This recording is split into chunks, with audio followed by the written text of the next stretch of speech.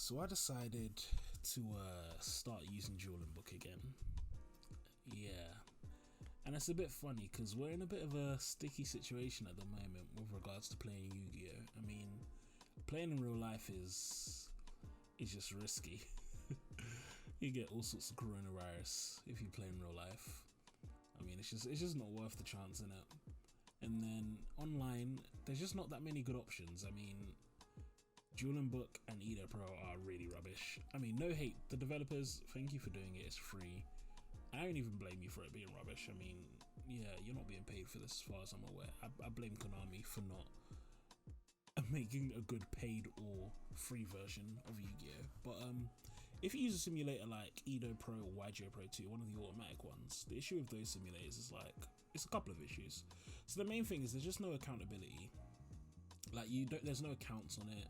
There's no leaderboard. There's nothing. So for one, I could go on it tomorrow and say I'm Fafa.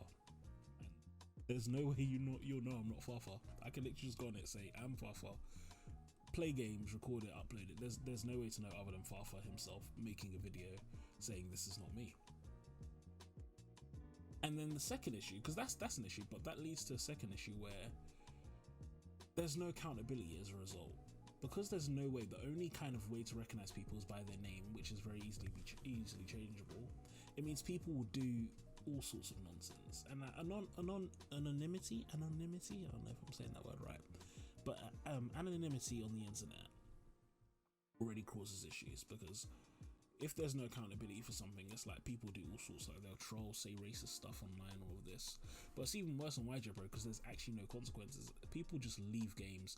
You'll have game 1, game 2, they'll lose game 2 and just AFK. They'll in the middle of game 1 they'll just AFK because what's the disadvantage? There's no, it's like even for AFK, it's like there's no leaderboard saying that I've lost 50,000 games or anything, and it makes for a very bad experience when you're trying to train as a competitive player.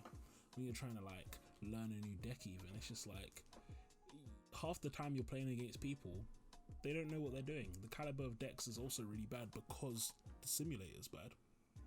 And so learning competitive deck on Edo Pro is it's almost impossible. And then when you move over to the non-automatic simulators like Dueling Book, I mean, for one, Dueling Book is really, really slow to use. Yeah, I mean, it could potentially be fixed if it was if it was a touchscreen thing. Maybe that might make it a bit faster or something like that, I don't know.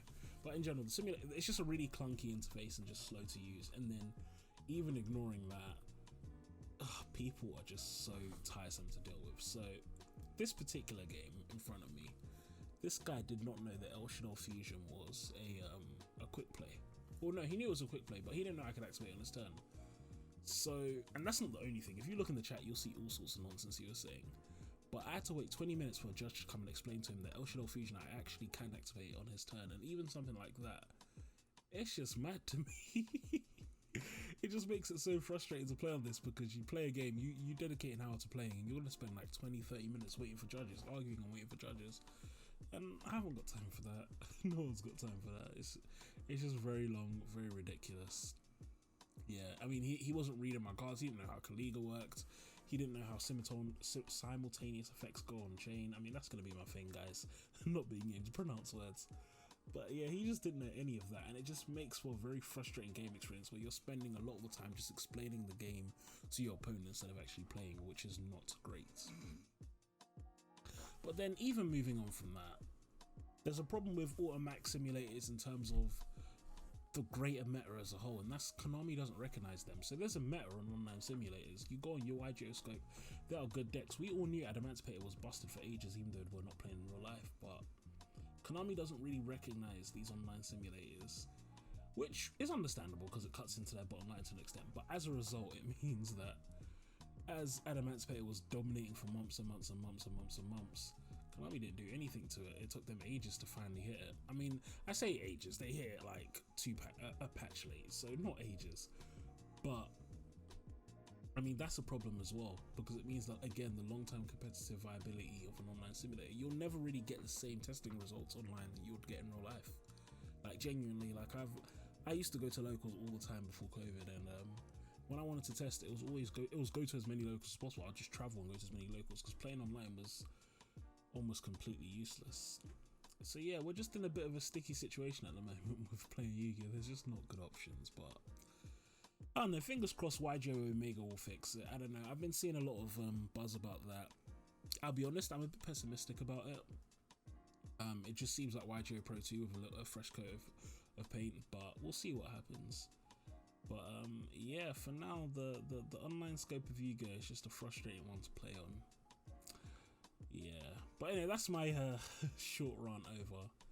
Yeah, so this is just a quick INVOKED SHADDOLL gameplay. I think I have one more replay after this. And yeah, as I've said before, I think in my videos, this is the only like meta deck that I actually own in real life, which is why I'm playing it here, because I've been practicing it a bit. And I find it stands up against the meta quite well. It can go first or second really well.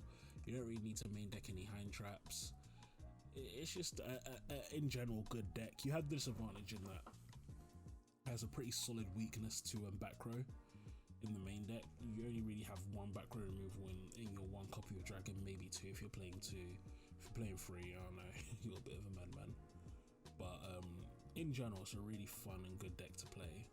So I definitely would recommend it to you guys. I might release another profile. I think I've done a profile for it, but I might release another profile and updated one if I feel like I need to. I haven't actually looked at my recent list. But in the meantime, thank you all for watching. I'm very close to 100 subs, so it'll be nice to finally hit that milestone, and I'll see if I can get something special for you when I finally get there. So guys, make sure to subscribe to my channel if you enjoy my content. I'll talk to you all later. Peace.